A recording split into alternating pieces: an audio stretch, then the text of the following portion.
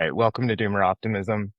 I am here with John Lechner, who has become I don't see him as much as I would like, but he's become a very good friend of mine. I'm James, by the way, for people listening. He's become a good friend of mine. I first started talking to him right before I went to the Central African Republic, um, and he gave me some logistical advice, which, as some of you may Not a know, lot. It didn't do a lot of good. yeah, it Yeah. turned out not really to end up helping all that much, but it is what it is. And then, perhaps more significantly in my life, because this is probably, I think, the best piece I've ever done, much due to John, actually. He helped me a lot when I was like sitting in Marseille trying to come up with a story, a little tale of my adventure in the Central African Republic. And then we finally met in DC, with a circle of other people who now I feel like we have this little tiny circle of people who are adjacent to, and this is the intro to John, adjacent to covering Africa and paramilitarism, and specifically things associated with the Wagner Group, um, about which John has just written a quite good book. And I say that about a lot of friends' books, and no offense to them, I usually don't actually read the books. Um, I have read John's. Uh, I learned a lot from it. It does not fit into any particular political lane. It does not fit into any particular geopolitical lane, which, if anyone has been following events from Munich, events from JD Vance's Naval Observatory, events from the State Department, events from Europe, etc., a lot of that stuff is changing right now. And there's really nobody better to hear from it about it than John, I would say. Um, and so I think we're going to talk about that. I think we're going to talk about a little DO stuff too, in the sense that, as I have talked about on this podcast, there's a lot of this that derives from issues about uh, some of the most basic sort of agricultural lifestyle decisions going back to prehistory that people make, particularly in Africa, and about resource conflict, about the breakdown of the myth of abundance that some of us subsumed in the 20th century, things like that that have influenced how geopolitics is shaping up now. So with that very long preamble for this podcast, usually we don't do any preamble at all. Um, John, okay, what are you working on now that you are back in our new mutual home of the swamp, DC? Yeah. You were just telling me.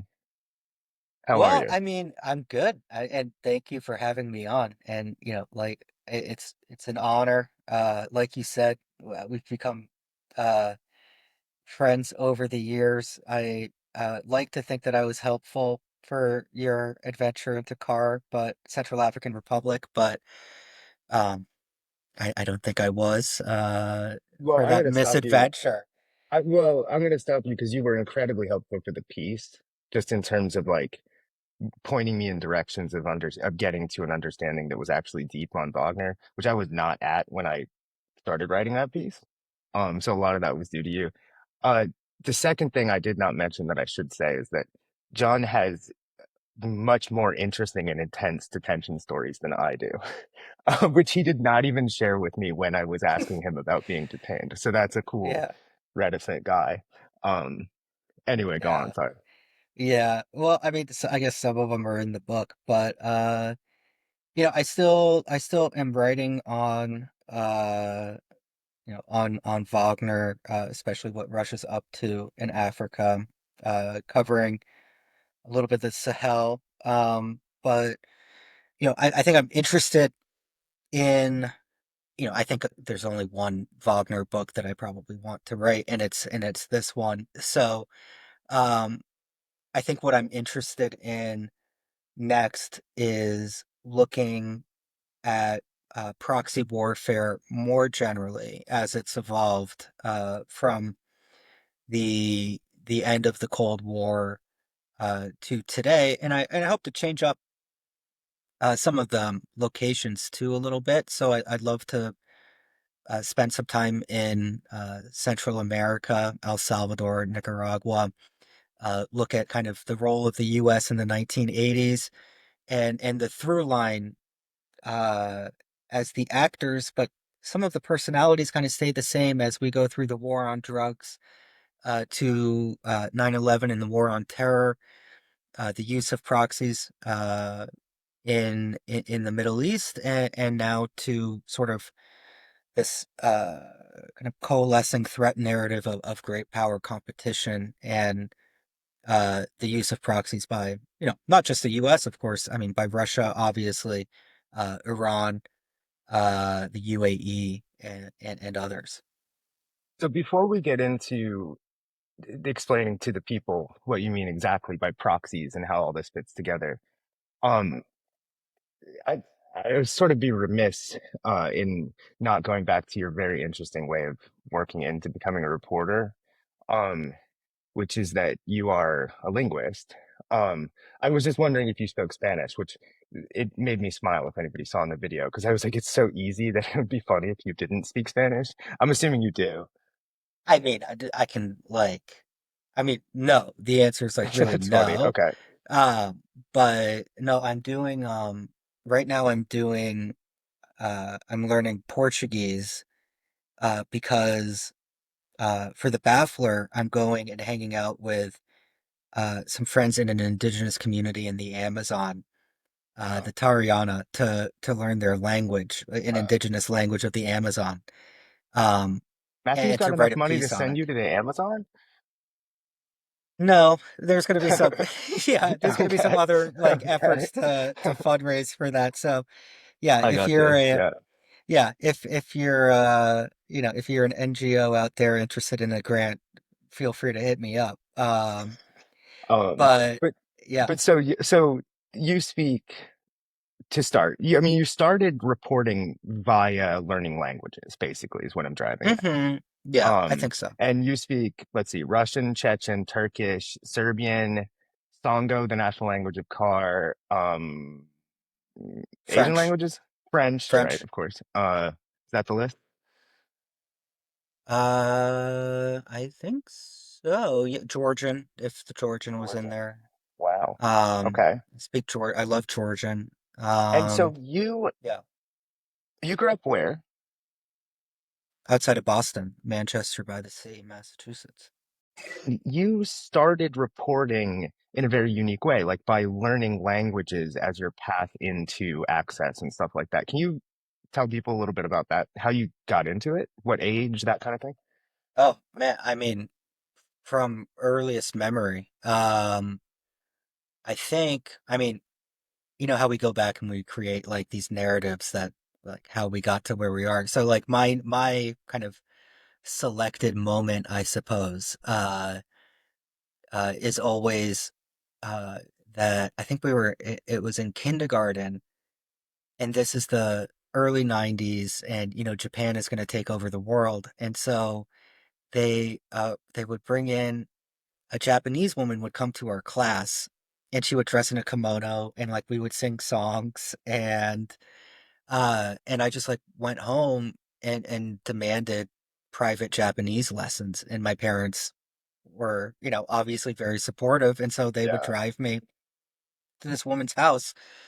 And I haven't retained any of the Japanese, but like ever since then, I was always trying to learn some language or another. I mean, I was a Russian studies guy, Slavic languages and literature in college, and then like a lot of people who are doing creative things, I went out and worked in investment banking for like 6 years, Oh, thinking actually, that I don't know somehow, if I yeah, knew that. Okay. yeah, thinking that somehow this is like the way that I'm gonna match my passion for linguistics with like making money. And of course, it's good for making money, but for me personally, there were a lot of interesting aspects to it, but it wasn't like my true passion. And so I came down to DC, started doing some work for a think tank, but then kind of knew that I wanted to try to become a writer and a journalist. And so I started just going, I mean, freelance, you don't need anything to start. I mean, you just like fake it till you make it is the only way I can describe. You basically declare yourself a journalist and then just show up places. You And need a great willingness to like to suffer, or like a great Yes. willingness to like, or fake it to yourself or something, like to take Yes. lumps. But other than that, yeah, yeah, it's like crazy. It's crazy. Yeah, it's you. But in some form, you're basically manifesting it yourself, right? There's no one who can tell you that you're not a freelance journalist, right? The only way that you have to just convince people to publish you, which is tough at the beginning.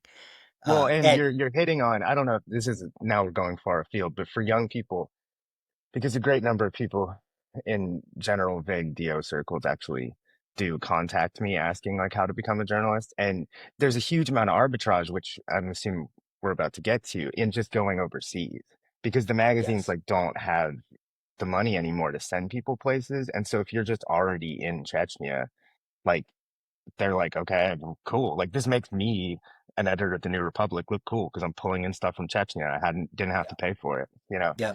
Um, No, and that's the unfortunate like aspect of that model because uh, it's very exploitative, but like um you know, what a lot of freelance journalists will do to get ahead is you go and do something like dangerous and without a support system, mhm, and then because these other kind of bigger institutions have all sorts of security restrictions and insurance and everything, they can't do it, and you make a name for yourself in that way. And so I think I had been spending more time in Africa. I had the background of speaking Russian. And so in 2019, I first started going to the Central African Republic. And like you said, I didn't show up right away and like knock on Wagner's door and say, "Hey, I want to write about you guys." I spent a lot of time first learning the local environment and the country itself. And like for me, the way that I do that is the way that's most natural for me is to try to learn the language because that's kind of where my natural like passion is. And so and I am a big advocate for it because you know a guy showing up there wanting to learn the local language is something that people like really appreciate and opens up some doors that you uh, might not necessarily get. I mean, people are also sometimes perplexed by it, but it is like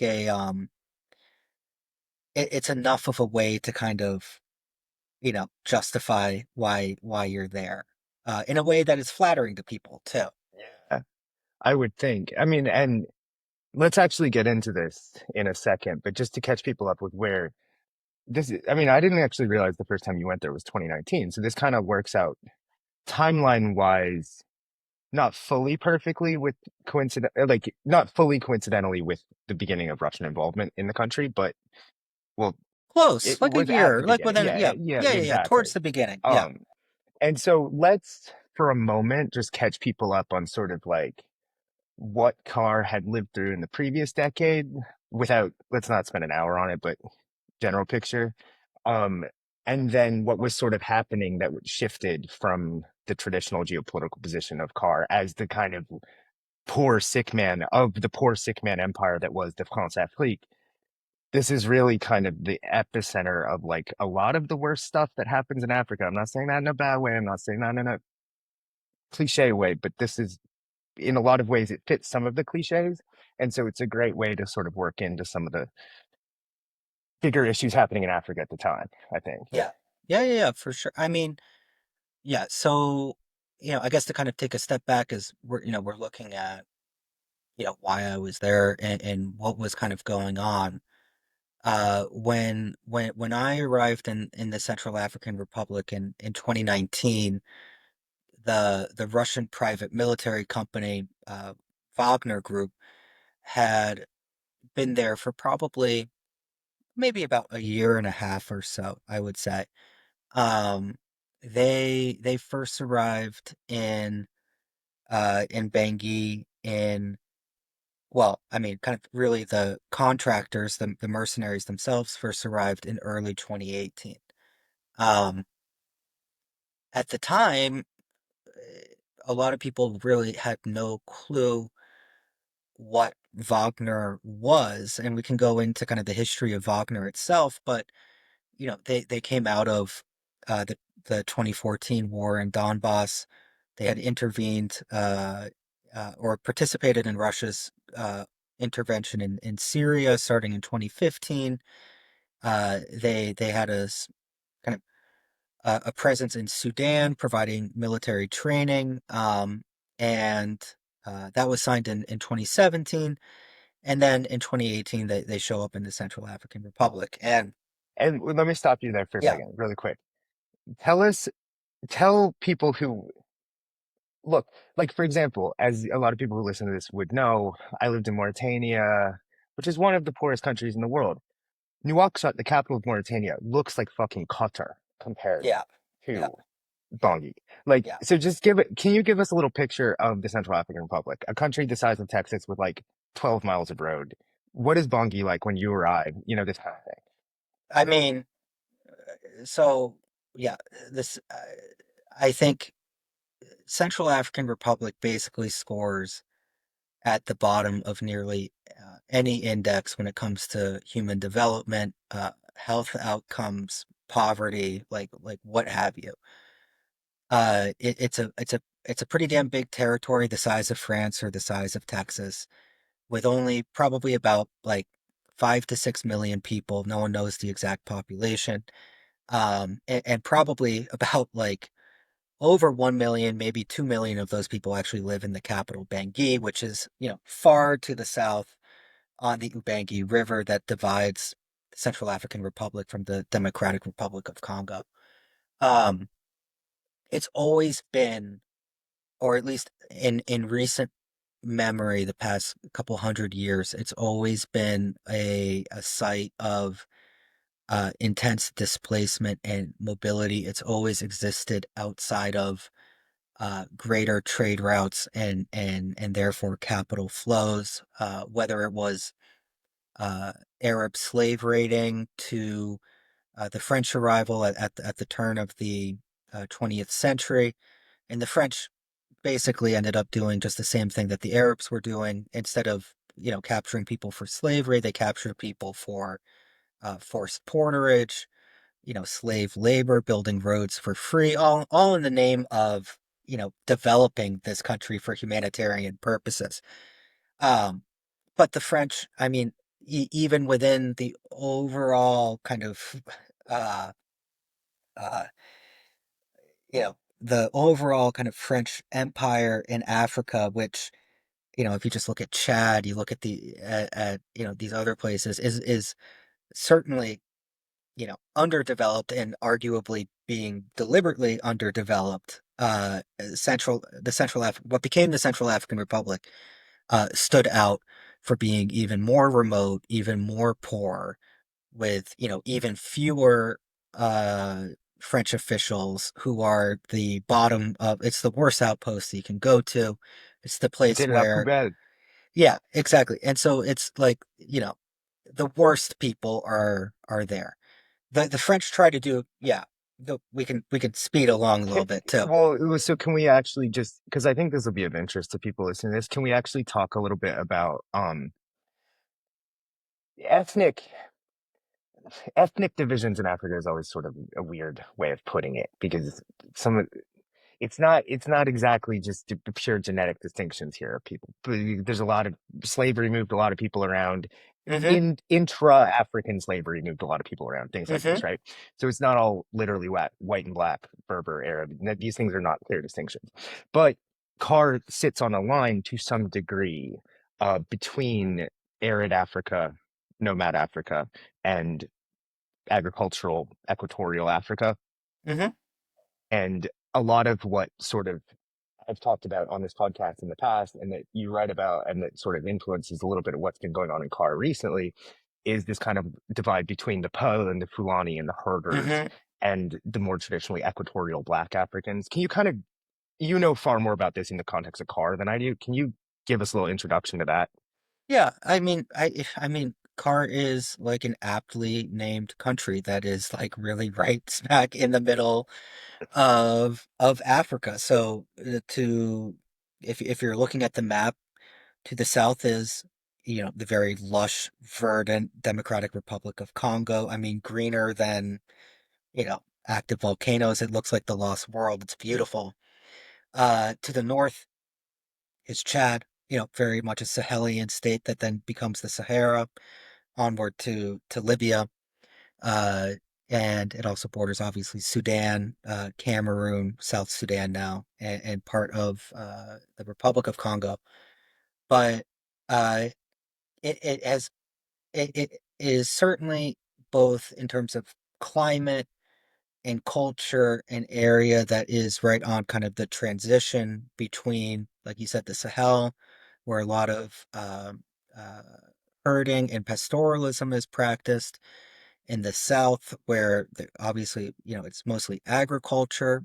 Uh, and I mean, these types of identities also became complexly overlaid with the language that you speak, and the faith that you practice. And so the to the north, you saw much more kind of inroads, obviously, for Islam, especially among some of the pastoral communities, like the Poland Fulani. They're also Muslim. Uh, there is kind of a kind of a association in Central Africans' mind with, the kind of the more sedentary populations being of some version of Christian, and all of these things get overlaid in kind of very complex identities, and also what it means to be of the place in Central African itself. And I'm asking that because, well, first of all, if people want to look back, I don't know why you would do this, but if you want to look back, I think one of my favorite episodes of this podcast was when I talked with Ashley and Chris Mott um, about the Mukaddima and about pastoralism and about my time in Africa. And so we touched on some of this before, but I'm glad you brought up the religion thing because it helps to catch people up a little bit to the conflict that erupted in Bangui and throughout the country. Um, and that eventually led to the Russian involvement indirectly or directly. You can make your own determination about that. Um, but I mention this because we've talked about the Pogue, or in English we usually say Fulani. They're We're going to use them interchangeably here, everyone, just to be clear. We're talking about the same people right now. But they are the kind of classic, in a certain way, in the sense that the Sahel, which is an Arabic word denoting coastline or border or something like that, in so much as the Sahel is literally a medial zone, the Fulani are to some degree a medial people. They're the classic medial people. They're not Arabic speaking. They're not black. They're not light skinned Berbers. They're sort of a medial group of people who have been very hard to tame, and that a lot of the conflicts that Wagner got involved in, that the French were involved in prior to that, are sort of triggered by an inability to sort of process how to deal with Fulani people who, to some degree, have created this kind of Muslim identity that is an ethnic identity in a certain way of keeping them separate. And it's a very aggressively Islamist identity sometimes, but it's also much more complex than just, hey, we're Al Qaeda, right? And so you will hear a lot of Russians talking about these people as just blanket jihadists, in a way that I find kind of dull and wrong. Um, you also find Westerners kind of like siding with them a little bit, maybe like perhaps too much, particularly French people. Um, and so I'm saying all this because, like, maybe we could talk about La Crise and how then the Russians start coming, and then we'll roll into like your reporting, that kind of stuff. Yeah, yeah, yeah. I mean, kind of to the point of what you were saying. I mean, uh, I think, and this goes back to colonial times, and then sort of the the general norms of the nation state that were adopted across the globe. is that mobility in general by governments is seen as some sort of threat, right? It's and so the Fulani and Pul, I mean, in the Sahel, that sort of stigmatization has become kind of has been channeled through kind of jihadist ideology. In the Central African Republic, you don't actually see any sort of kind of jihadist ideology. It's much more kind of uh, centered around just the ethnic identity of the Pul, and to a certain extent as well that we're Muslim, and all Muslims are kind of marginalized within the Central African Republic.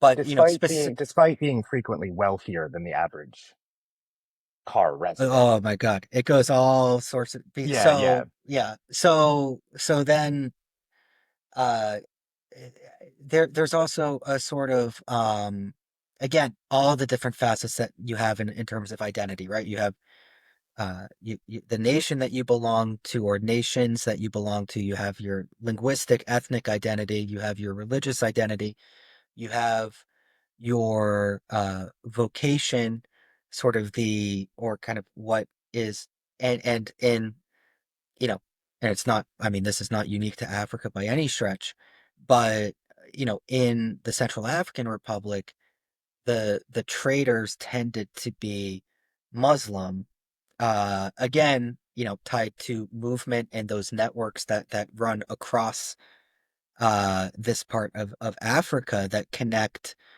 trade from Bangui all the way up to Libya, traditionally in the Mediterranean coast. And so there are these perceptions too that, it's okay to marginalize uh eh, that the Christians have political power, and it's okay that the Muslim populations have are kind of marginalized politically because they have money, right? And Mhm. it can be And true. this is just to Yeah. help people out here. This is not unique to Car or unique even to Paula Fulani. This is a kind of thing that happens. For example, in Mali, there are, I mean, like basically like white as me or John, communities of Arabs living in the middle of the Sahara, speaking Arabic, who have been there since the Umayyads. Uh, and I forget actually what are they called? They're called Azawad.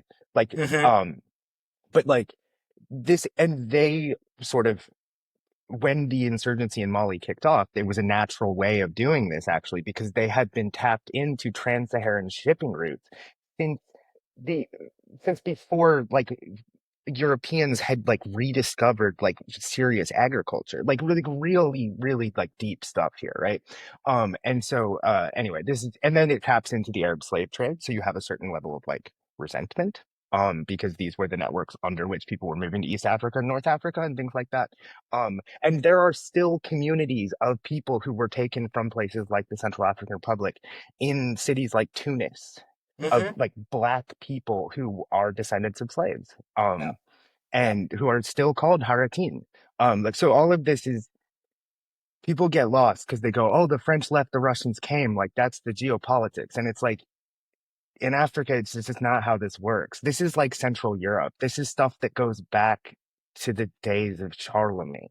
And So and anyway, and the when you spend time on the ground too, and this is another kind of narrative that I think usually needs to be busted, is uh the Africans are in charge of their local environment, right? And to the extent that you're getting things done, it's usually with the willingness of local partners. And if that willingness goes away, it becomes very difficult to do things that people don't want to do, as the U.S. has found out in some of the other poorest countries in the world, like Afghanistan. You can't just show up and say it's going to be this way. That's not how the world works. Certainly not in these places. Um, so here, let me say, yeah. because this is a perfect segue, actually. So one of the traditional occupations of many Muslims in the Sahel is warfare. And I'm not saying that in any kind of like weird way. I don't even mean jihadism. I mean, this is just somehow. This is how Americans made a lot of our bones too. We're good soldiers. We're a warlike people. I don't mean this, but can you talk about, to borrow a phrase from a great book whose author I'm now forgetting, if you can remember, uh, but military entrepreneurship and Hmm. how that kicked off the most recent sort of spate of civil wars, um, and Yeah, what happened in 2013. yeah. I mean, so anyways, yeah, the French basically hand over to the Central Africans a what looks like on paper a state, but is really just a network of that is set up to extract wealth from the countryside and bring it to Bangui. Now it's going to stay, for some more people in Bangui, but the French never had a lot of people on the ground. They always looked to try to outsource whatever control they could get to uh, local chiefs, people who were willing to kind of provide the force. And so, as the Central African state kind of develops in this post colonial period, you see the similar types of relationships where the central government, uh, in effect, doesn't really control a lot of territory. Everything that you can outsource to other partners is outsourced, um, in border protection, healthcare, what have you. Um, this kind of starts to become manifest, especially in the north of the country, which is also kind of predominantly Muslim. And over time, uh, for the kind of the first 40 years, kind of political problems are sort of solved mostly kind of within Bangui by coups, and there's no democracy. It's just, one patronage network switching for the other. And eventually you start to see the rise of some kind of small rebel groups in the countryside.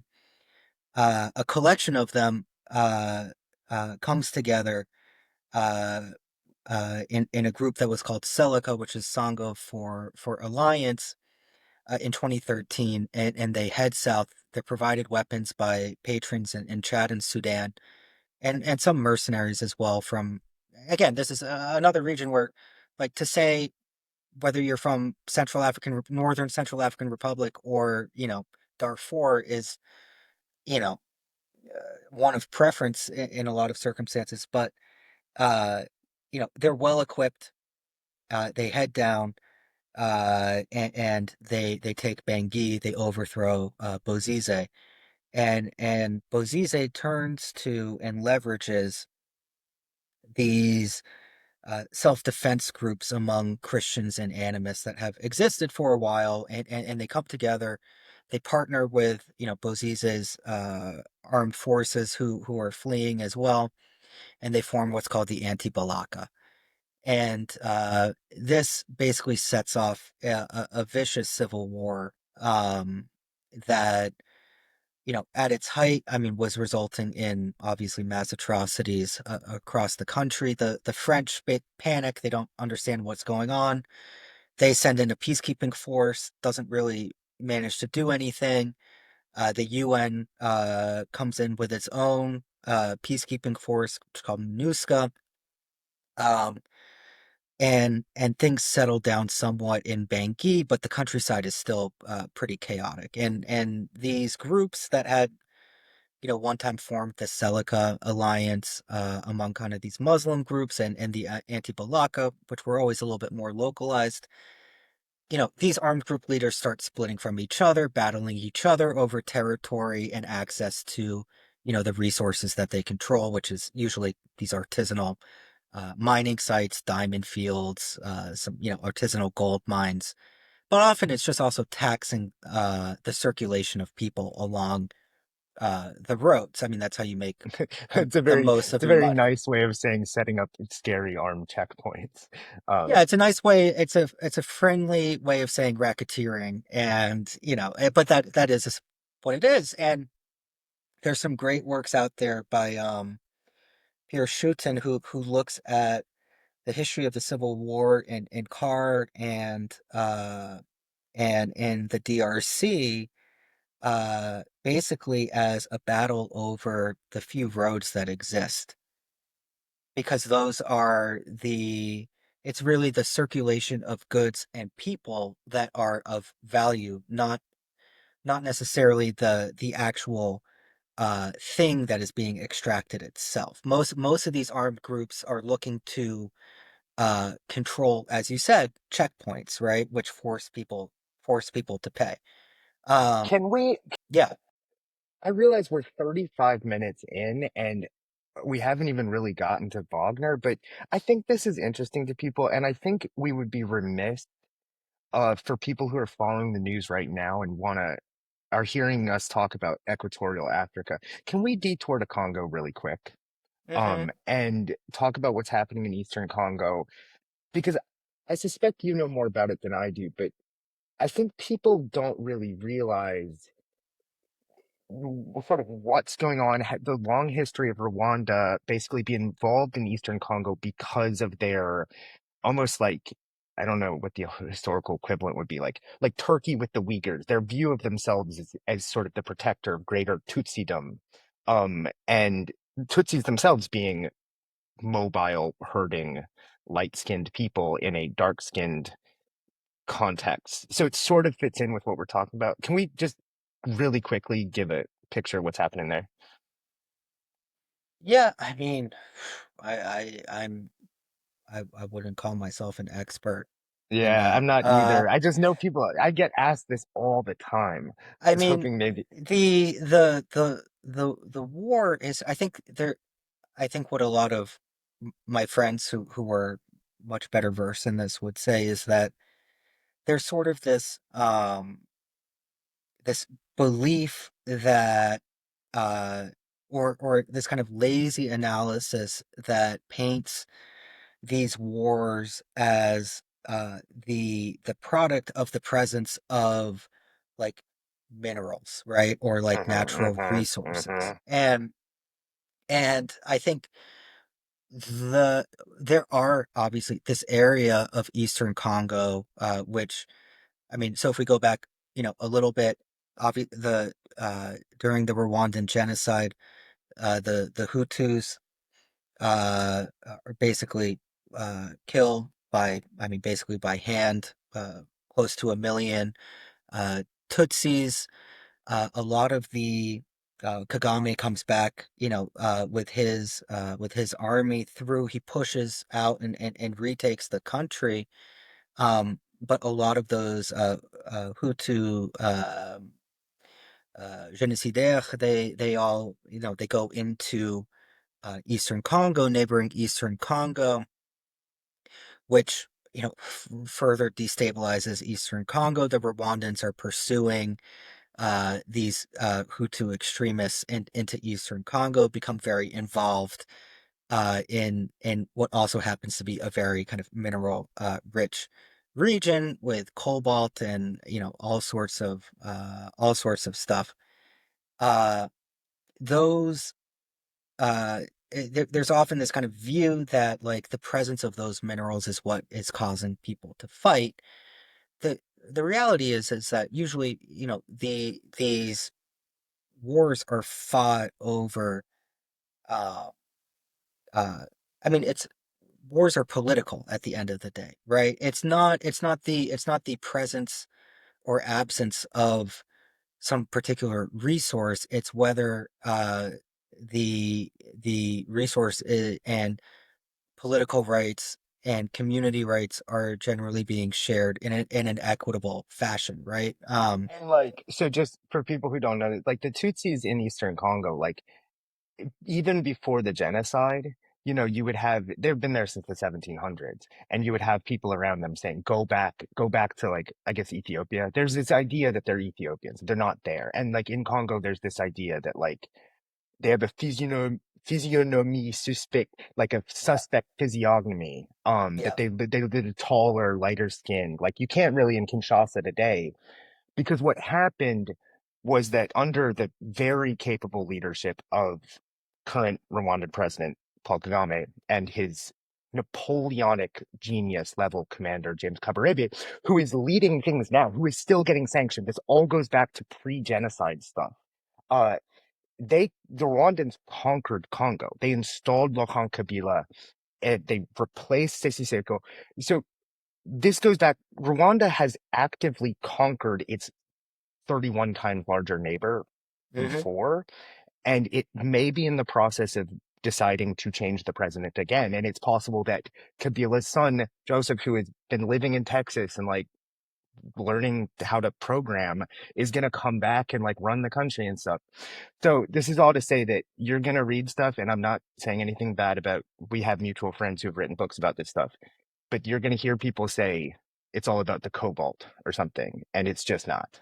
And we can There's detour a now from what? Congo, but Yeah, I mean, people make a lot of money from these things, but that is what sustains conflict. It's never the cause of it, because for every, every patch of cobalt in the Congo, you can point to another, a diamond field in Tanzania where there isn't a civil war, right? And mhm. so it plays an exacerbating role, but ultimately the issues are political. It doesn't have anything to do. And so if we go back to Carr and in Congo too, I just would say that for the most part, what the armed groups were always fighting over was the taxation routes of those minerals that are being extracted, not the minerals themselves. It's the same sort of system that exists in the Central African Republic. Most armed groups, if you control a gold mine or a diamond field or something like that where people are digging, you don't want to handle the actual asset. No one wants to handle the actual asset. That's expensive to try and turn into cash. So instead, they just tax the miners who are showing up there every day a certain fee to try and dig something out of the ground themselves. And then those guys, if they find something, they go to the diamond dealer in the town who then buys it and then gets it, eventually to like the UAE. Um, and so, but anyways, these armed groups, these powerful armed groups now control the countryside. Bangui, is the Central African state barely controls even the capital. Uh, and nonetheless, the French under Hollande are basically say, "Good job, boys. We're wrapping this thing up." And it put the new Central African president Ouattara in a very difficult situation. And kind of as I detail in the book, uh, Hollande jokingly tells Touadéra, "Well, why don't you just go partner with the Russians?" And sure enough, while Wagner's guys are doing military training in Sudan, someone representing the Central African Republic reaches out to one of the associates and says, "Would you be interested in doing something similar in the Central African Republic?" Who And was so that? Do you know? so for the book, I talked to the guy who ran Prigozhin's gold operation in Sudan, a guy Mikhail Potyopkin, and he said it was him, but you know, No, but eh, who from the car government reached out to him? we don't know. We We don't don't know. know. Okay. Um, Potyopkin just told me that it was someone. That it could be that the UAE was connecting them a little bit, mhm, but we don't know who mhm. who exactly provided it. But um, So in this was, yeah, well, sorry, but this is just 2017. This is okay. 2017. So for people, just to catch people up here, so this is, Russia is now quietly, like in a way that now we fully understand, and now apparently the American government is completely on board with. Uh, Russia's like state ideologies, like we're gonna break the global unipolar system, and like the post-war ideology of like everything is like progress and modern. I don't know how to we still do not have good phrasing for this because it is still so much our governing ideology that's hard to explain. But this idea of sort of like Whig progress and everything moving forward in a unipolar global moment towards a shared future.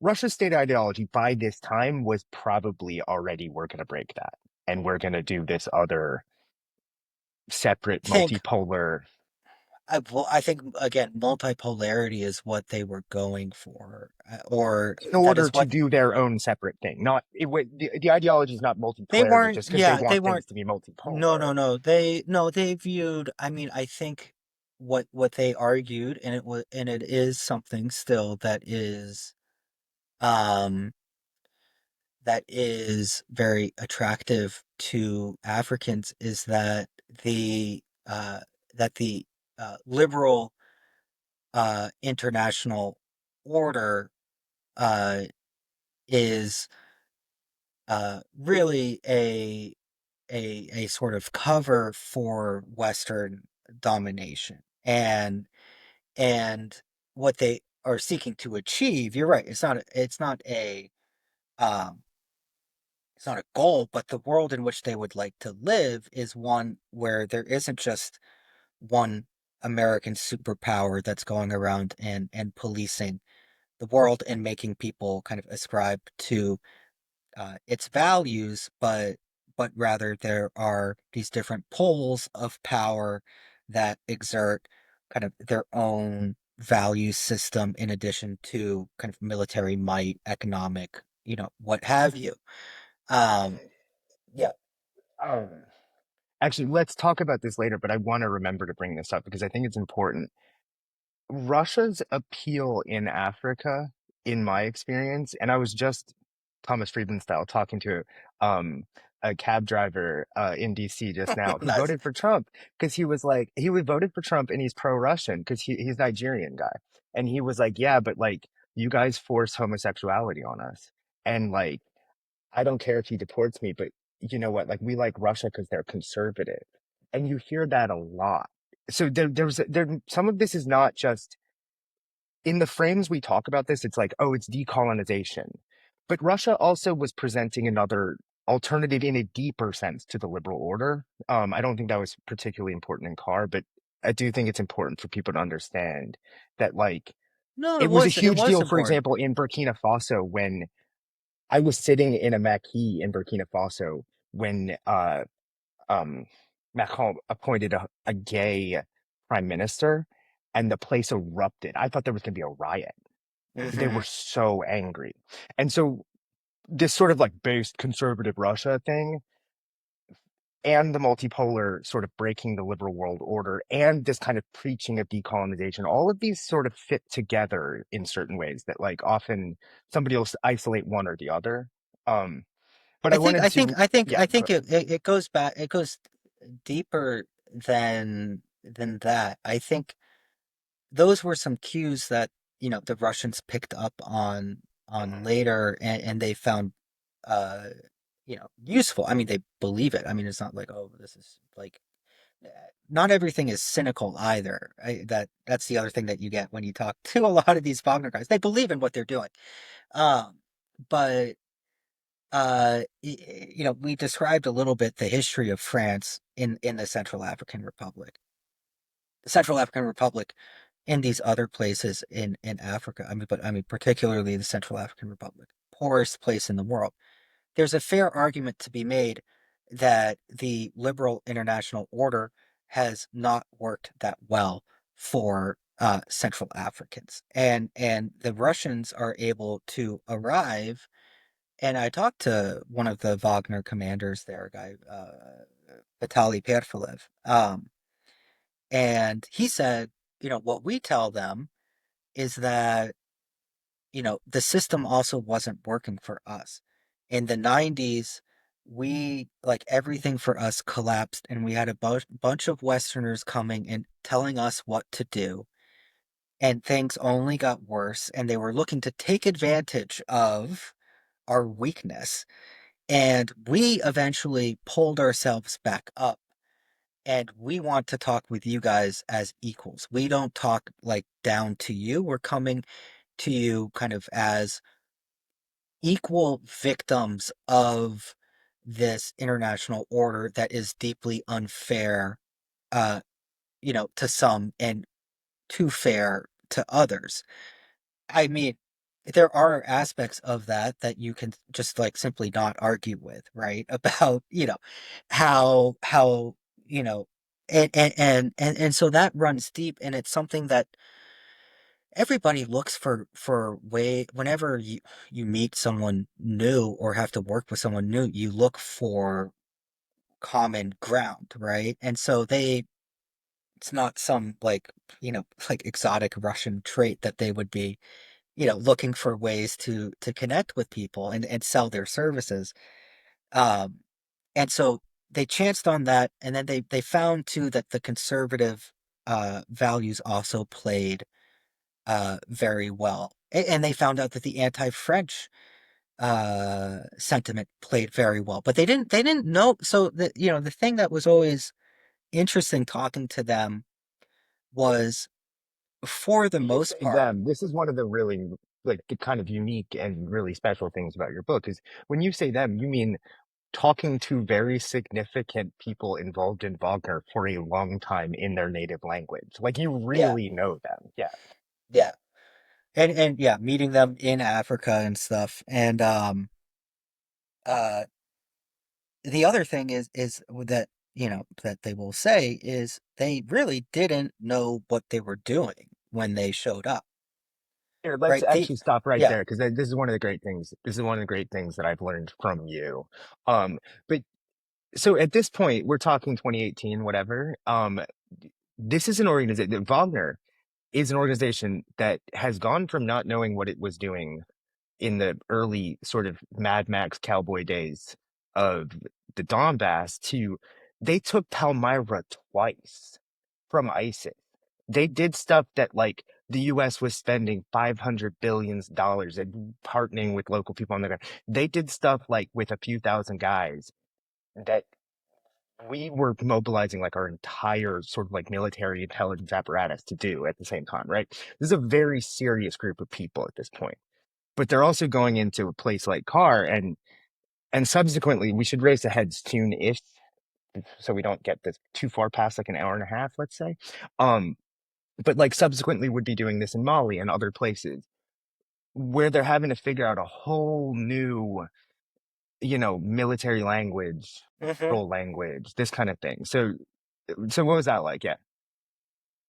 Yeah, I mean, like you said, I mean, what Prigozhin was good at was finding the right people to put in certain places, and um, so much of what we chalked up to, and I think you get a sense of it in the book.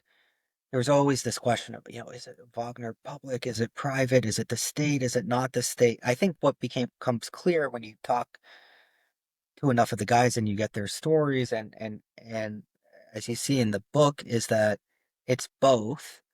Um, and Wagner could not have existed without leveraging in different way at different scales and different places the resources of the Russian state, which is a powerful state. I mean, it's a big nuclear power.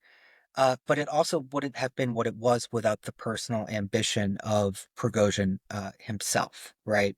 A lot of people just don't have, most people don't have that kind of insane level of like entrepreneurial, like tech CEO founder type spirit. Like Mhm. the guy wasn't sleeping like too much. He was very motivated to always pursue the next bigger thing. And so, these guys, especially initially in Syria, they're all former Russian military, very often Russian special forces. I mean, they know what they're doing. Um, and in Syria, they were very much kind of under the greater kind of Ministry of Defense, as well as working with Assad's forces, working with Hezbollah, Iranian backed forces in the anti-ISIS campaign.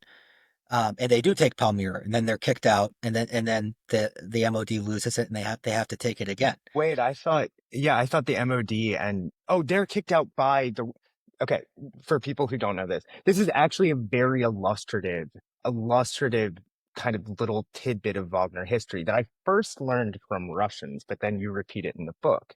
So Wagner takes Palmyra from ISIS, and then the Russian Ministry of Defense and Assad's forces take power over it, like they hand it over, and they lose it and Hmm. Wagner has to take it again. And Prigozhin threatens someone, like puts a pistol in his mouth and is like, if I have to take this city again, I'm going to kill you. He's the threatened at his FOD commander, right?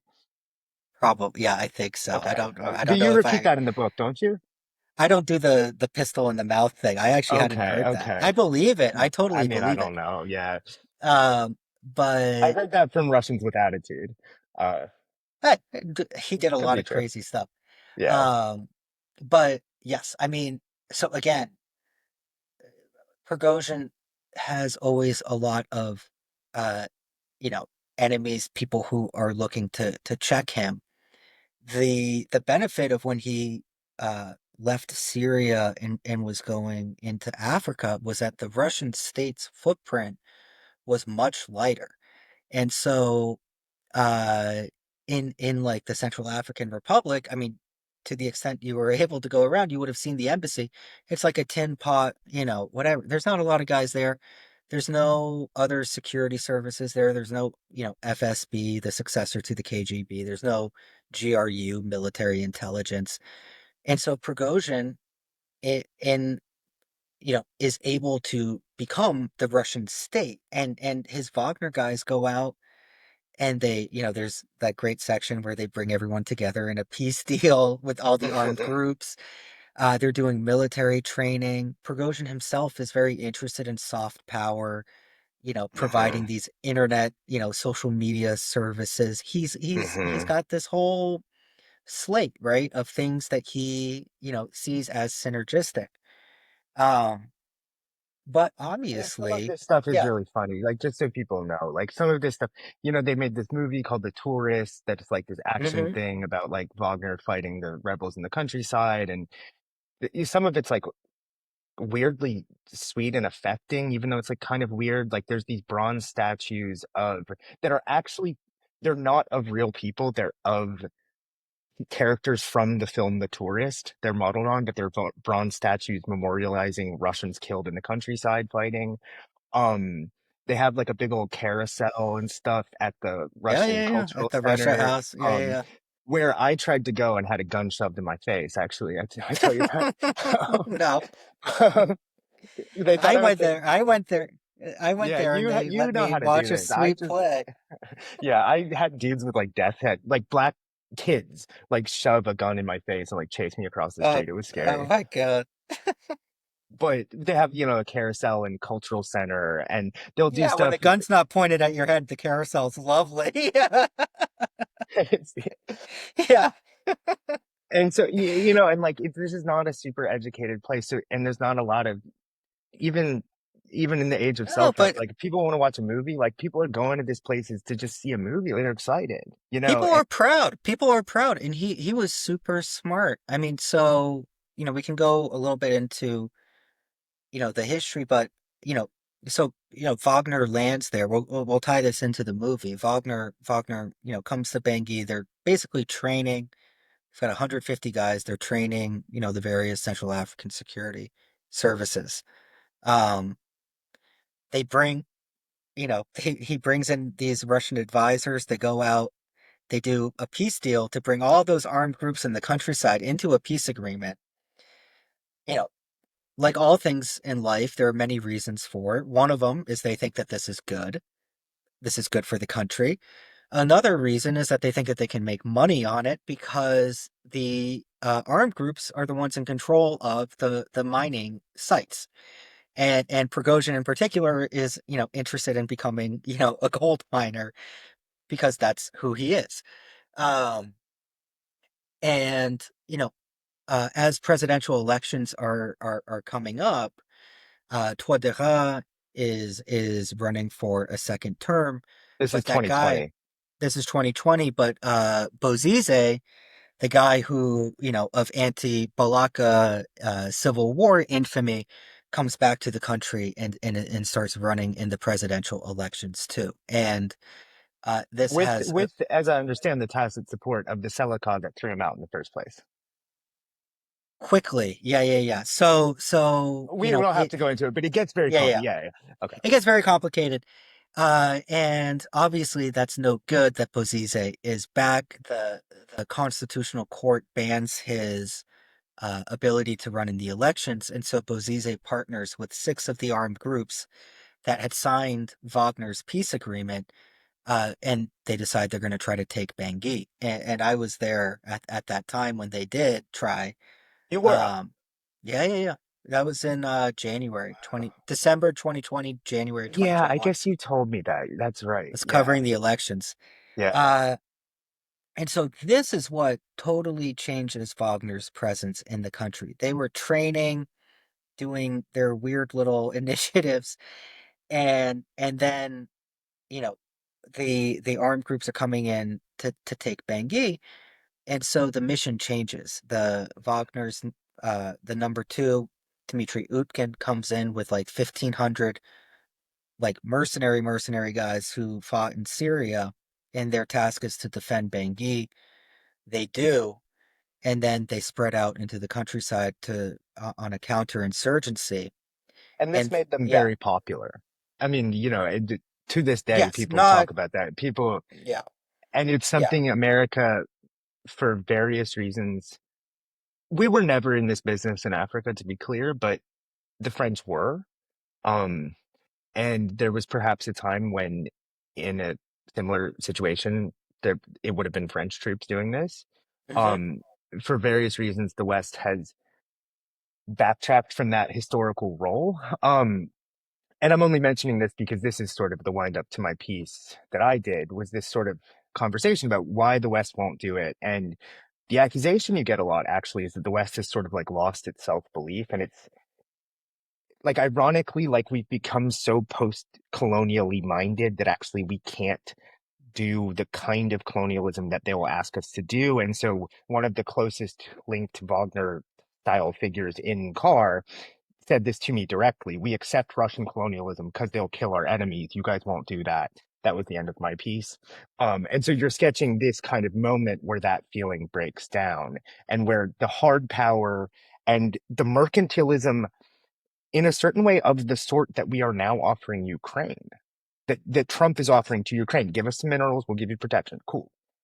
It's actually took me until just this conversation to realize that it's the same deal in a certain way that Prigozhin leapt upon after Well, 2020. it wasn't. Yeah, it wasn't.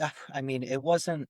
Prigozhin didn't invent that deal by any stretch of the imagination, and especially in Africa, it's common. But like you said, I mean, sometimes it's a little bit damned if you do, damned if you don't. But um, what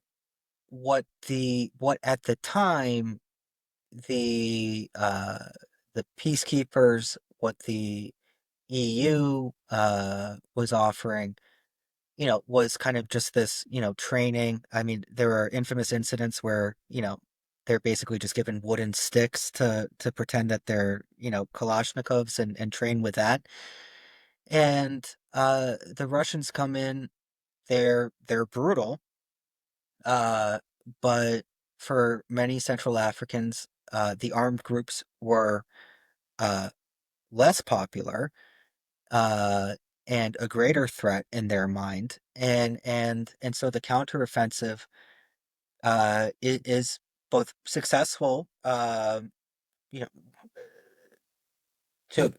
to an extent beyond anything that UN peacekeepers had done or the French, and pretty damn popular. Um, unless you're obviously one of the people bearing the brunt, the populations that are deemed to be supporting the armed groups. But even then, I very was gonna quickly, say, yeah, I was gonna say, even can you then, people start working with Wagner pretty quickly. tell us about Hassan Buba? Yeah, he's because I think it's a good example. And then we should yeah, move and I on to think, like current events. But yeah, yeah. but I think Um, this is how Hassan Buba, I think, is great. And I remember talking to you about him. I was like, you got to get this guy if you're gonna yeah. go, because his trajectory shows kind of how politics here works, right? And like Wagner, we should remember too, is a tool of African governments to prosecute a dirty war that they feel is needed to rid the country of the threat. And everybody thinks that their own war is existential and requires extraordinary measures that allow you to break the rules. And so, this is you. And so that's one of the issues, is that people would feel that if the West is criticizing you about how you're doing it, it means that it's not important what you're doing, right? I mean, does Israel get as much criticism as the Malians when it comes to you know um and so and so the Russians were filling this role. They were also critically dying in the field, which is something that doesn't happen with Europeans quite a bit. Um, And one of the figures to kind of emerge out of this space is a guy, Hassan Buba, who is Po Fulani. He was the number two in the largest armed group, the UPC, under Ali Darasa. In the Khartoum agreement, he comes over and he joins the government, And he's a and former Chadian spy. he's a former Chadian spy as well. So it kind of And illustrates this trans-border, especially oh of the yeah, Poland Fulani. He's kind of one of these people where you're like, he's of no nation, but he's very much of he this place, but he's not of, the he borders don't matter served as much in his brain as it might to he some people. he Yeah. yeah, both he and Darasa were part of an earlier armed group under a guy Babalade, which means the lion of the bush in Fulani. And Babalade at various points tried to overthrow both the Chadian government and the Central African government. And so and he went from being arrested in the Central African Republic to becoming like the head of Chadian military intelligence, to going back to the Central African Republic to try and like foment a rebellion. So the yeah, it's complicated to say the least. But Hassan Buba, uh, when Ali Darasa breaks from the peace agreement and starts fighting the Russians, he stays within the agreement. He brings his guys, who are Pearl Fulani, the same groups that are also being targeted, especially at the beginning of the counterinsurgency.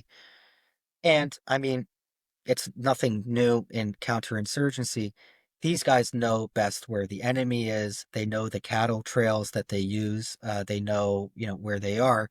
And so they start working very closely with Wagner in the counterinsurgency, and they come to be known as Black Russians, these guys of Hassan Buba.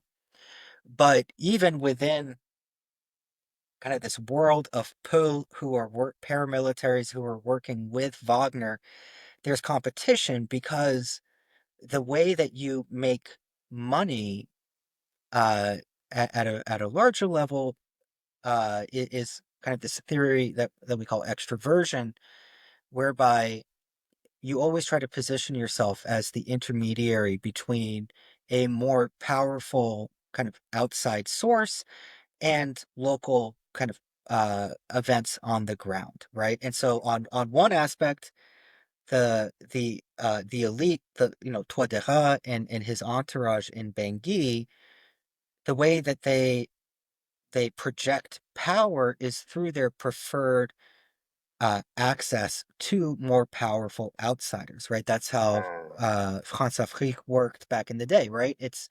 And that gets replicated all the way down I the mean, it the gets replicated, in chain. fact, by Prigozhin himself.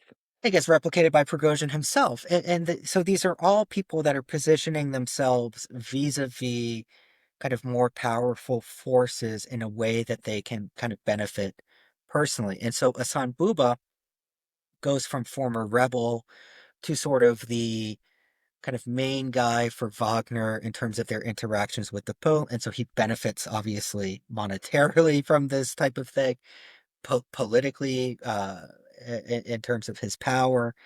But he's always navigating, on a tightrope between armed groups, the government, and Wagner as well. And this is not, this is not something unique necessarily to him. He's just a very savvy version of it. But you would I know people who uh within their family, you have one guy who's in the Central African military, one guy, his brother is in an armed group, and they all know how to like work things out when they need to work things out, because the way that the political economy works and how Wagner started having to work as well is that uh it's a uh nothing is being produced, right? I mean, there's agriculture, but there's no manufacturing or anything along those lines. So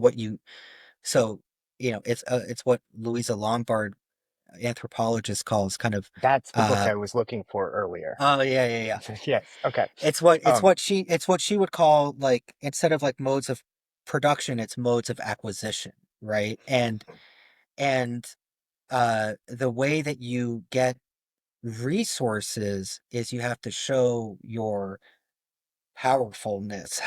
And the way that you do that is if you have men under you, and you have this constant shift of marginalization, rebellion, bringing back into the fold, gradual marginalization yeah. again, and the cycle sort of kind of repeats itself Yeah. in armed group politics. Yeah. So this is I'm sorry to anyone listening who's like, why are we talking the whole time about car? But because of the nature of this particular podcast, I just think it's a place in a certain way where you can see the forces at work candidly, like in geopolitics, in American politics, just in a really clear way. You can see this kind of like today, right now, as we live through something that the people in power will describe as an attempted revolution. Like, there are a lot of people in DC who John and I probably deal with who are engaged in this kind of extroversion, Hmm. influence trading. And I've got my boys, there's guys who have parties and then there's a competing party and it's like they're trying to place people in the administration, link with business.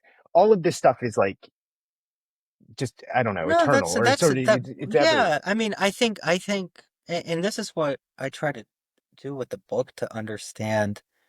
I think people who are, I think there are often two ways that you can kind of subconsciously analyze something new that you see. One way is to say it's just to focus on what's different.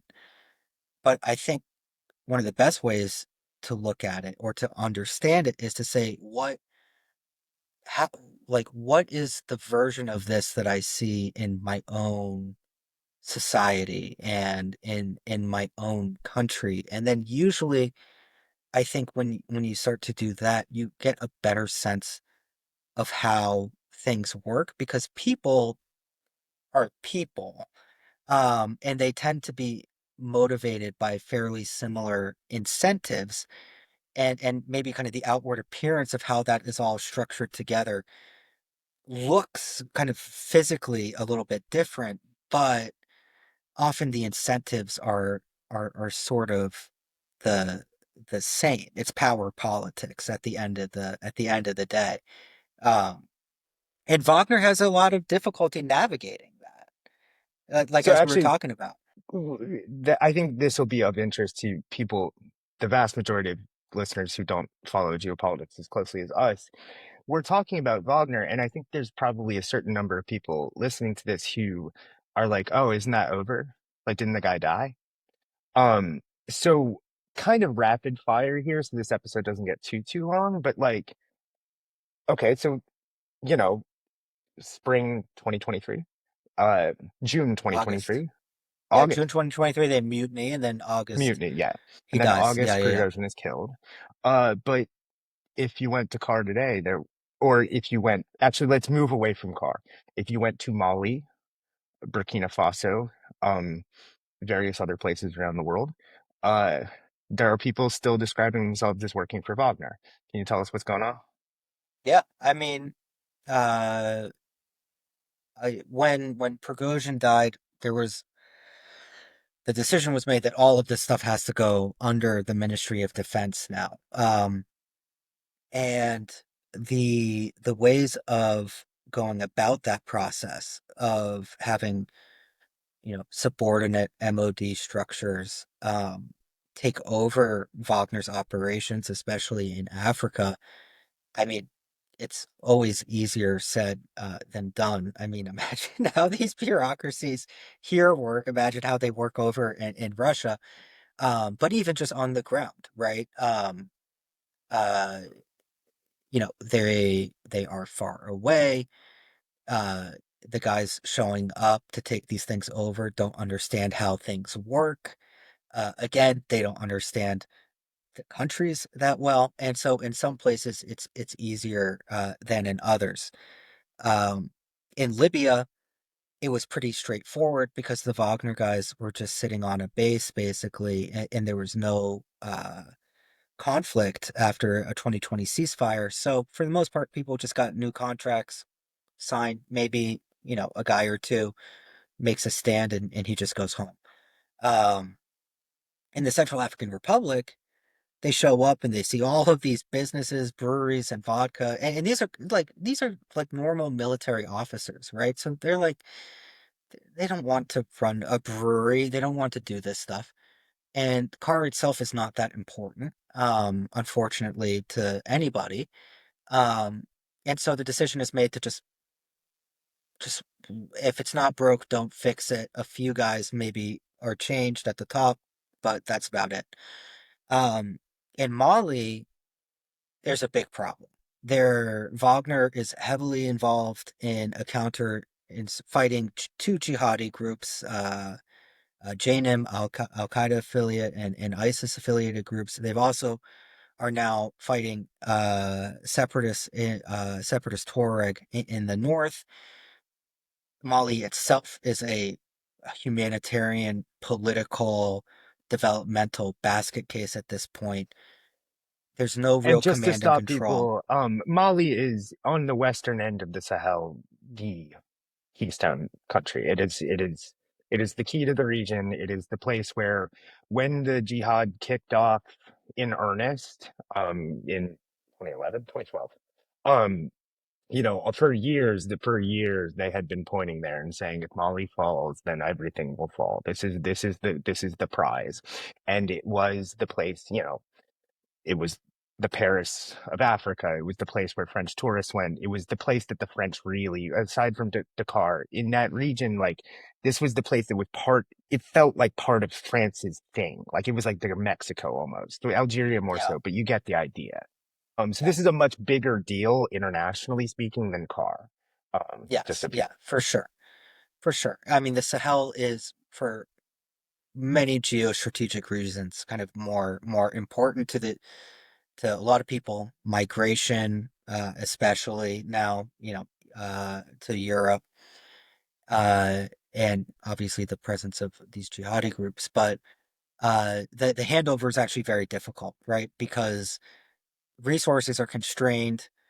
Wagner's like they have commanders who are just prosecuting a counterinsurgency and people trying to figure out showing up like how do we like take this thing over? How do we actually and they still don't know how to do it. They're still it's still up in the air whether they want to have Wagner there, those legacy Wagner guys at all fighting directly with combatants, or rather whether they want to bring in this new kind of structure that's being created, Africa Corps, which would really focus on, ironically, what the French and the West was doing, which is very much like military training for local forces.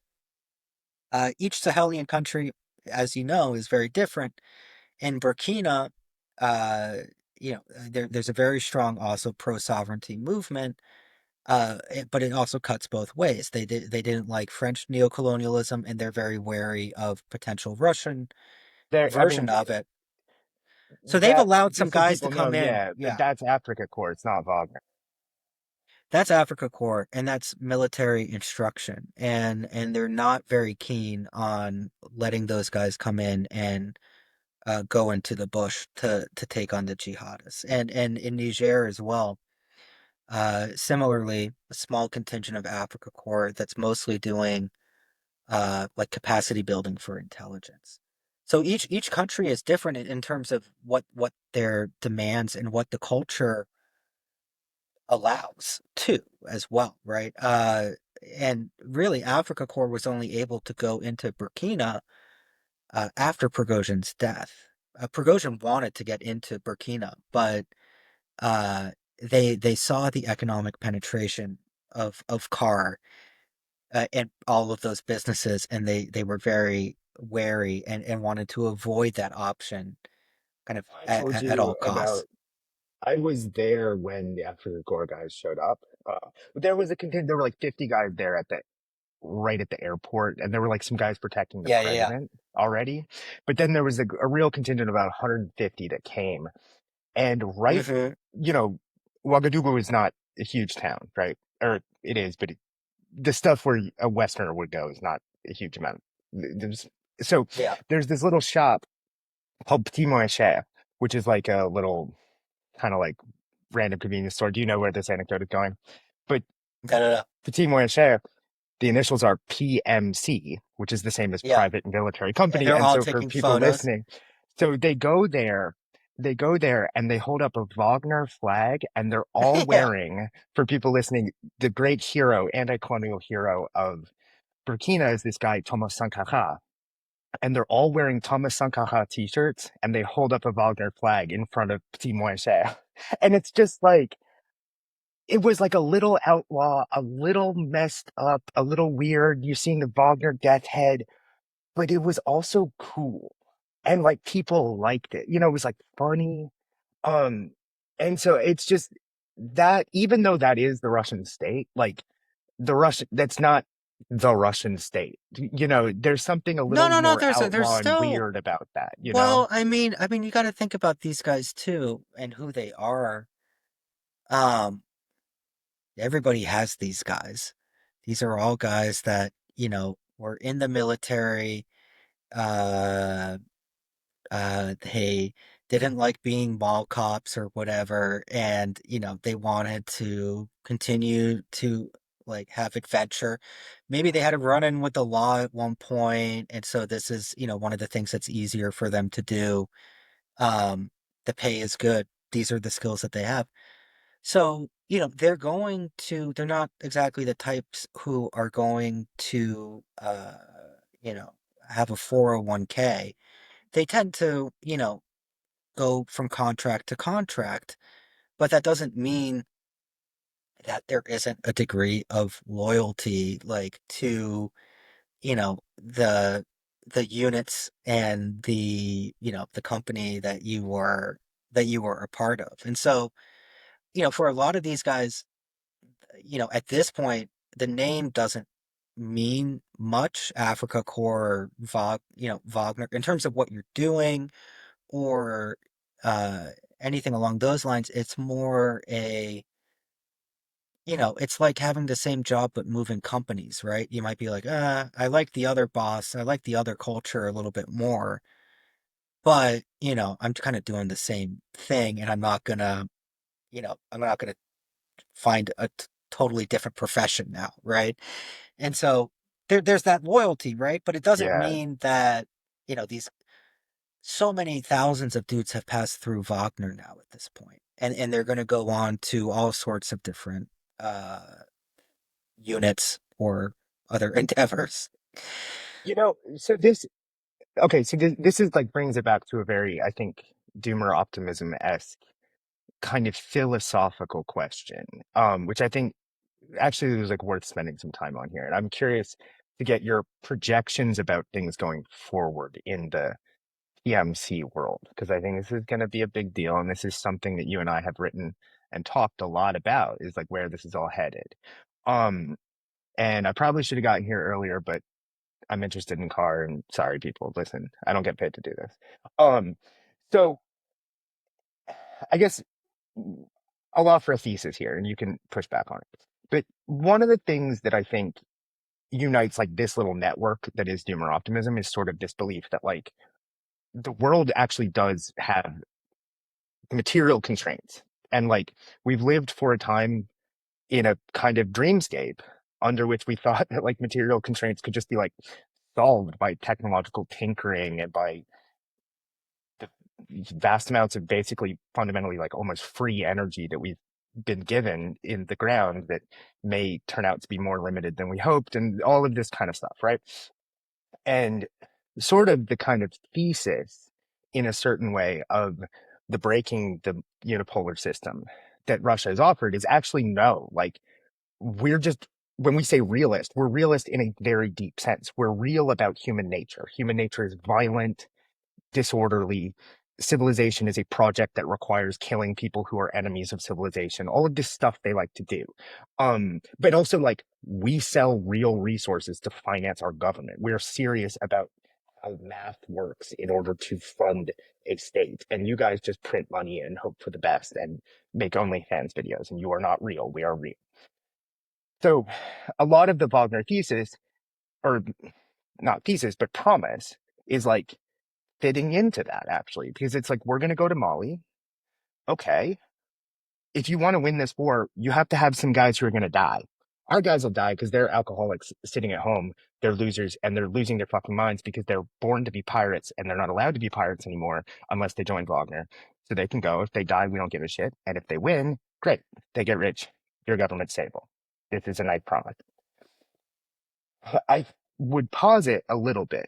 This is the part that I'm getting to, that we are seeing an American government adopt something like that worldview, the rematerialization, the realification of America's governing, ruling worldview, where we're like, you want us to defend Ukraine? We're not going to do it for values. We will do it for minerals.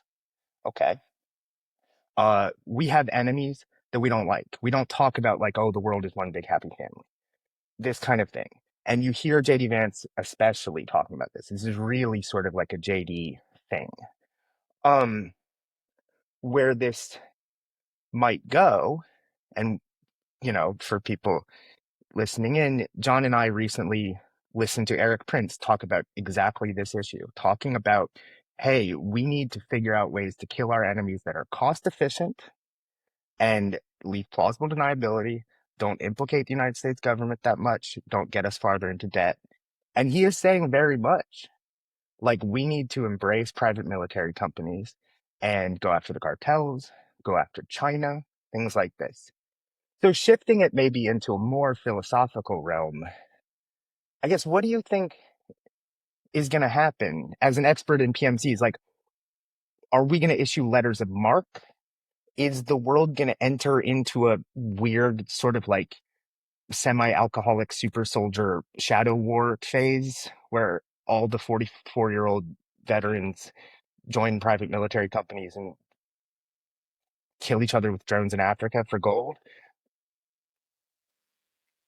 I mean, probably not that.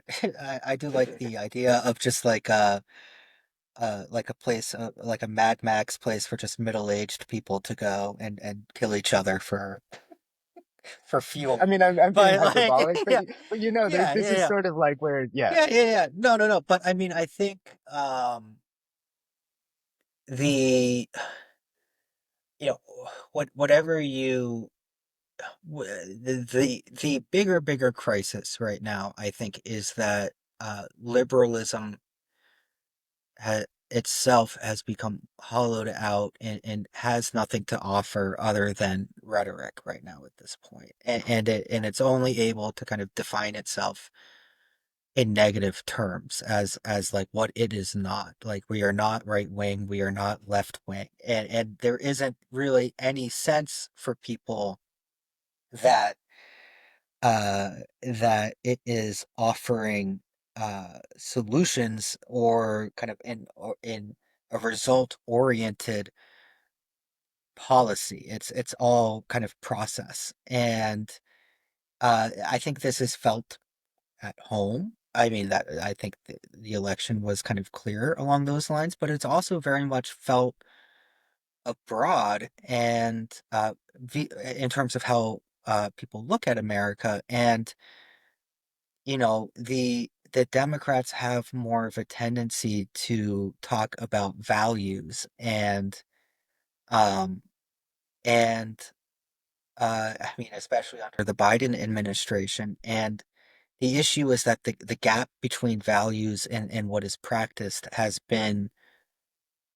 always I mean really existed, but I think kind of this age of social media especially, I remember talking to a dude in Mali who basically just like showed me his cell phone, and he was like, everybody has this now. So if you say you're doing one thing, I'll see on the phone that you're doing another thing, right? And so, whatever you think about, Israel and Gaza or what have you, the we only stand for, democracy and human rights, and then, we support, autocrats or what a lot of people would consider kind of like disproportionate bombing of Gaza, and they wonder, people hate hypocrisy more than they hate um actually like the bad things that people do. Like people prefer someone who does something bad and is like, yeah, it was bad, than someone who does something bad and like the whole time is like, no, I'm like a noble, you know, I, I'm a good person. And so that plays out on the international stage. And so I think for a lot of people, it's, you know, this administration is, uh, it certainly is difficult to deal with, but also in some ways a lot easier because the gap between, lofty rhetoric and reality is kind of much closer. And so you can figure out, you know, a way with an administration that is more transactional to transact. Um, the question now is, this administration obviously is very interested in pulling back from a lot of the reach of the global, the global war on terror. I would argue. Did you ever read like Greg Gandon's book Empire's Workshop? Greg Grandin, yeah. Greg Um, Grandin, yeah, yeah. yeah, yeah, yeah, yeah. But And The End of the Frontier is a great book too for me. oh, It's a okay, very, yeah, he's great. Yeah, I like him a lot. he's very good. But he interestingly he kind of identified these different points where the United States, if you want to think about it in terms of an empire, the United States overextends itself um, into kind of new areas, Europe, Middle East, Asia, and then after those kind of protracted periods of overreach, Vietnam, and now the global war on terror, looks to regather itself in the northern and southern hemisphere. And so, like, I wouldn't argue that what we're seeing is like this full like isolationism, because we're talking about cartels in Mexico and Greenland and all of those things, but you will notice that we're much more focused on like protecting our home, protecting our what protecting kind of our what we what you call the backyard, right? Yeah. And so that's where the focus is going to be. Um, for Do the you think, PMCs, yeah, go yeah, ahead. sorry, that's where I was going with this. Because I'll tip my hand here. I think they are gonna do, I think if they can, I guess you have to pass a bill to do this. But, Mike Lee introduced a bill Yeah, recently yeah, yeah, yeah, yeah. Mike saying Lee's a big proponent of we're it. gonna let letters of marque come back. And I think there's virtually no doubt whatsoever that we are going to have some kind of hot conflict with the cartels in on the territory of Mexico during this administration. I think that's baked in, and I think a lot of people are not ready for that. Um, do you see, not like literally like on an intelligence level? I mean, this is still we're still in the realm of philosophy, even for the people planning for this stuff. But do you see America sort of developing a network of mini Wagners going forward? There's been an effort. I mean, we just look at, I mean, you were kind of the victim of one of those efforts, right? When you got detained in the Central African That's Republic. true. Yeah. People thought Because, that I was a member of this thing called Bancroft, which is a, yeah, yeah. yeah, yeah. And so what Bancroft was trying to do, and what any good PMC entrepreneur in the West has been trying to do, is go to Western governments and say, look, here's the threat, Wagner, Russian expansion in Africa. Let us be your Wagner. Let us partner with these African governments, provide the security that they need so that don't need Wagner to come. The issue is that even with like kind of the mining, the concessions, all of that, you need like startup money for these things. It is expensive. Prigozhin had deep pockets and privileged access to the Russian state. So even if over time the budget would dry up, he had the startup money if he could sell it back to the Kremlin. What we're seeing right now, I think, is a lot of efforts to sell to the US government and to the Western government because these types of things are expensive to do. The economics of it usually mean that you have to be paid by a state uh, to to to do it, at least kind of initially. And so I think that's why you're seeing all sorts of plans. But in Africa, the economics haven't worked out for these PMCs. They may in the future, but what they have to look for is uh, there's a sweet spot, right? The country has to be important enough that the US or Europe feels the need to be there, but not important enough that they would put their own troops on the ground. And and one of the issues that these companies are going to face potentially in this administration is, yes, of course, it's cheaper potentially to hire a PMC to do some of these things. But if the Trump administration is looking to get out of Africa altogether, then there's still no dice, right? I mean, you still need to, uh, and so I think, I'm continuing my campaign. Real Donald Trump, make me warlord of Mauritania. Mauritania yeah, has a lot of exactly, resources and it's really cost effective to have us involved there. Um, yeah, Send exactly. me, put me in, coach.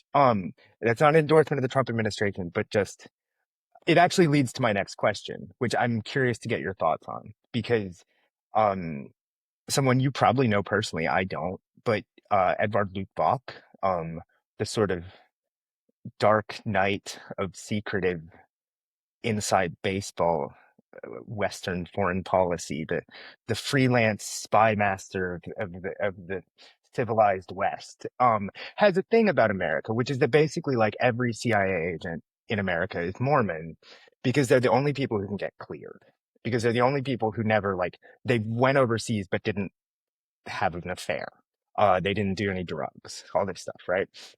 And this all fits together with what we're talking about. Is like you have these alcoholic pirates from Russia who are like finding new life, killing Tuaregs and getting killed by Tuaregs, part and parcel of finding the new life, because there has to be some danger.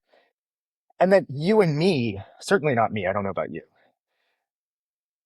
up until now, the idea of me getting cleared, like I couldn't even work for the State Department. I speak to, I've lived in Africa, I'm fluent in French, all this stuff. They turned me down even after I was 95th percentile on the Foreign Service exam. You Hmm. can't even like think about it, right? And Litvak has this thing of like, well, America's going to be screwed as long as that's true because you can't run a foreign policy with goody two shoes. Um, and what I struggle with is how that is a kind of crystallization of a bigger problem in American foreign policy, which is like we have a goody two shoes idea of what our foreign policy is supposed to do. Uh, we are not the Wagner lay waste. Like, what is the thing? Like, you make a wasteland and call it peace. That's Hmm. not what we're supposed to do, but we end up sort of doing it anyway by accident.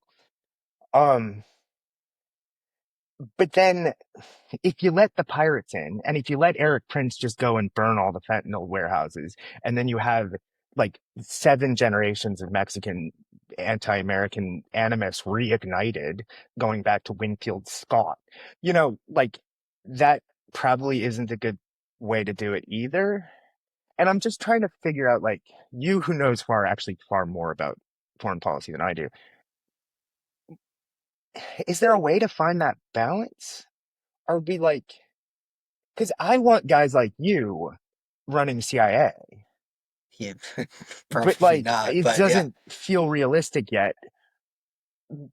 Like, are we going to get there, or is Trump shooting too far in the other direction? Like, how do you? I don't mean to talk electoral politics here. I mean to talk like, how does this fit into this kind of getting our foreign policy back to the real?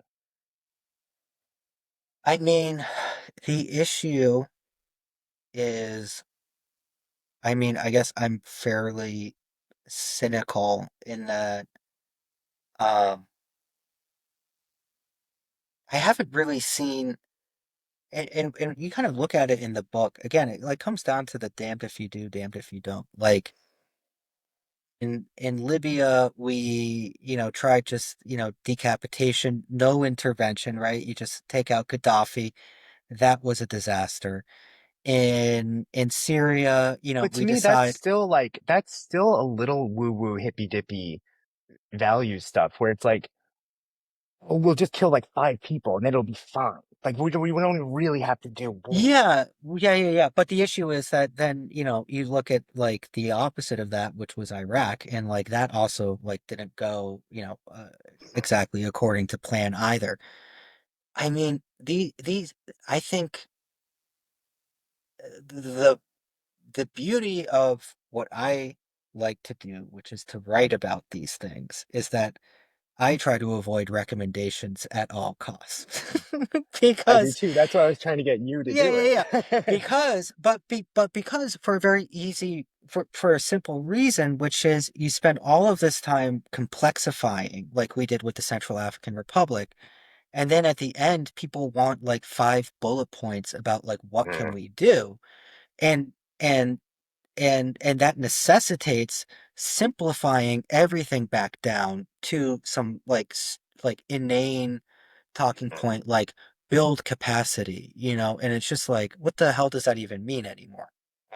So I mean I I think I I think anybody would say that the cartels are not just a, you know they are have become a part of the greater society. They are also a sociological phenomenon, obviously, They've become part of the state, to be clear, too. and they Like, are also like part of the I'm state. not trying to get killed, but the, every Mexican president has been installed in recent memory has been installed with the help of one cartel or another. This is how this works. If people don't understand or believe that, I'm sorry, but just do not understand how this thing is Yeah, going.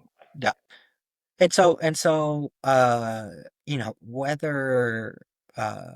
whether it is, U.S. Special Forces or Eric Prince's guys, doing it, I don't think that that's PMC versus non-PMC. I'm not sure that that's material. It's the question of, um, are you trying to tackle the whole thing? Um, and I don't think that I don't even know if like states are, particularly. I mean, I'm just trying to think of like when was the last time that we like had a super success against, or any large state has had. I mean, wars are not really winnable anymore. I mean, Yeah. in Well, and general. arguably, this is okay. actually, this is a good, very doomer optimistic point too that I wanted to run by you because I've been thinking about this. People are always like, "Oh, in the modern world, America's never won an insurgency." When did Rome beat an insurgency? You don't. There's this idea that like one day, like in the nation state bounded system that we have today, you go in and you're like, well, we can't say that we won until there's no guys with guns doing any violent stuff. And so you're kind of stuck there with the binary. But like Caesar didn't go and fight the Gauls and then say like, well, I only win like once there's no Gauls fighting Rome like at all. Like this is not how it worked. And so like I almost think that like we've created this kind of binary that's just not we've made it impossible to win by defining winning as something that like no one has. If you're an empire, you go and you smack down the guys who are making trouble on the border, and then you wait for a while, and then you do it again. You don't Well, necessarily, yeah. yeah. Well, I think we were talking about this. I mean, that comes down to sort of again that Whig like teleological narratives of progress, right? Mhm. Because if you view history less linearly and more kind of as, not to like sound like we're like hippies here, but kind of more as a history as more kind of cyclical, then I think that type of thing starts to make more sense. I don't think that we're progressing to any higher state of society right now. And so, um, and that was interesting. Like the tech thing was interesting because like so much of uh, like the tech optimism was like predicated upon this idea that the more interconnected we are, the greater the sum of the parts, like the smarter we all become collectively. But like that is the exact opposite. Like the more interconnected we are, the dumber we become. Like that is the unfortunate like there's I can't remember who said it, but like a person is smart, people are dumb, right? And so, we get confused between technological progress and like human progress, I suppose. And uh we're just coming up with better ways to kill each other ultimately at the end. Yeah. Like better ways to eradicate each other. But but I think, I would say, yeah, I mean, I don't think that, we have the ability to fully take out the cartels. That will be, that will come down to Mexicans themselves, and that will probably come down to probably socio, societal trends that make cartels for some reason obsolete rather than any particular uh, governmental policy in Mexico or the US that, is able to eradicate them. Or a state level revolution, actually. Or, yeah, exactly. Yeah, Like something like there are that. like you would have to have like like a true revolution, and those are so rare, right? I mean, those are. I mean, you have like what Russia, Iran, maybe. I mean, it's not. You don't get too many where the whole society changes. Yeah. The United States of America 2024, as some Yeah, might say. exactly. Yeah, I yeah, think yeah. yeah, we probably should end it because I we're gonna scare people off if this gets to 2 hours. But the book is Death is Our Business. I will say that at the beginning somehow too. I'll get that in there. I think you said it. Okay, but I mean, and John, If it's on YouTube, yeah, here you there you go. go. This is the Uh, fancy, yeah. I know I'm don't know where my galley is, which is a good sign. It means that I've been carrying it around and I annotated it and stuff. Well, I'm Um, gonna send you a hard copy, Um, finished one. and yeah, so this is funny. So John's agent was the editor who bought my first book, Chosen Country. Yeah, which And I have in my well, room that's right cool. now. Thank Yeah, you. yeah. Yeah, so paramilitarism brings people together. It's the friends we make along the way at the end of Yeah, the day. Yeah. exactly. Um, This was great though. I love talking to you always. Hopefully we finally actually see each other in person in DC sooner rather than later. I think so. Yeah, yeah, I've yeah. got to write my own book about paramilitarism, so I'm gonna Let's go. go dark off this podcast for a while. But um, be back soon. And John, thank you so much. I'm gonna hit stop here. Thank you, Yeah. man.